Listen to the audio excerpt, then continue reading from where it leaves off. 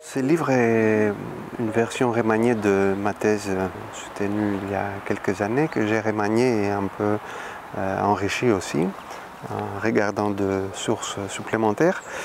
Et l'idée m'était venue d'étudier ces sujets qui n'est pas très à la mode, si je peux dire, dans la recherche historique. Et à partir de cette question initiale, c'est-à-dire pourquoi les drogues ont été prohibées et qu'est-ce que ça a signifié pour la société, j'ai commencé à étudier les phénomènes en Grèce. Ces changements concernent aussi la consommation de stupéfiants parce que la Grèce s'adapte à un mouvement plus large, plus international de prohibition des drogues en adhérant à des mouvements internationaux contre les drogues qui sont menée pendant les années 1920-1930 par la Société des Nations et elle s'engage à adopter des lois prohibitives. En même temps, dans les grandes villes grecques, il y a la police des villes qui est installée et qui est chargée de contrôler la vente et la consommation de drogue. Et donc on peut voir l'histoire grecque de la période aussi à travers ce prisme de la prohibition des drogues. C'est ce que j'ai essayé de faire, surtout dans la deuxième partie de ces livres.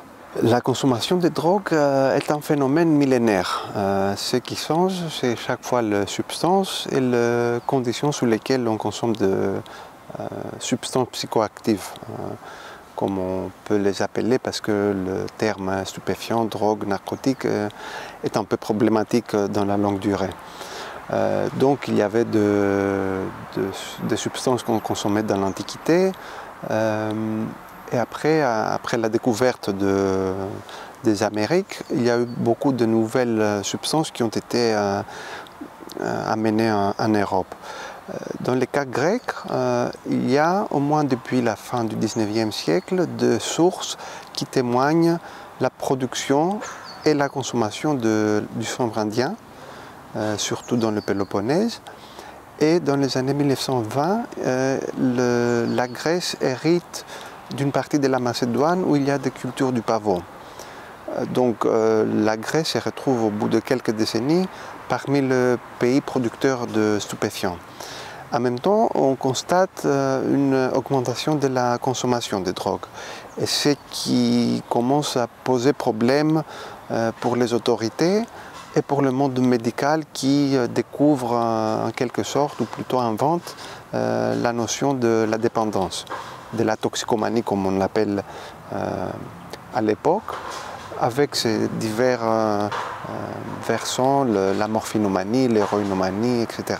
Dans cette période, il y a un changement qui s'effectue dans la manière dont les gens comprennent des substances qui jusqu'alors étaient consommées quotidiennement dans quelques cas, et en tout cas qui étaient intégrés dans des rituels sociaux ou religieux. Donc depuis la fin du XIXe siècle, il y a ce concept de la toxicomanie ou de la dépendance qui se développe et qui change la manière dont les gens perçoivent la drogue.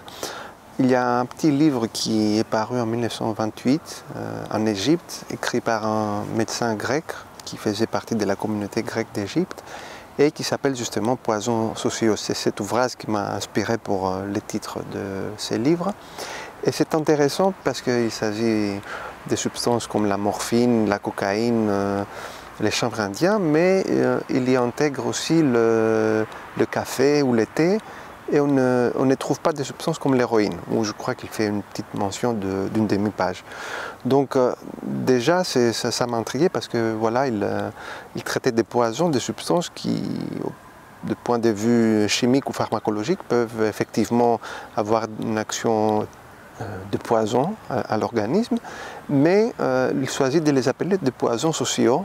C'est le deuxième élément qui m'a intrigué, parce que selon lui, c'est des poisons qui n'ont pas seulement une action sur l'individu du point de vue somatique, sur son organisme, mais aussi sur la société en général. Et c'est ça qui, je crois, est très intéressant, qu'il s'agit d'une pratique individuelle qui commence à inquiéter les gens de plus en plus parce qu'elle est perçue comme un danger social. Donc c'est pour cela que je choisis ce titre qui n'est pas une dénonciation de drogue comme on peut le trouver dans des campagnes contre les drogues, mais c'est un terme repris à cet ouvrage publié à la fin des années 1920 qui sont justement la période où on a cette transition de consommation plutôt intégrée socialement à des consommations qui deviennent de plus en plus montrées du doigt, persécutées et de cette sorte, les gens, les consommateurs et les consommatrices, eux aussi, ils commencent à devenir des gens à la marge de la société.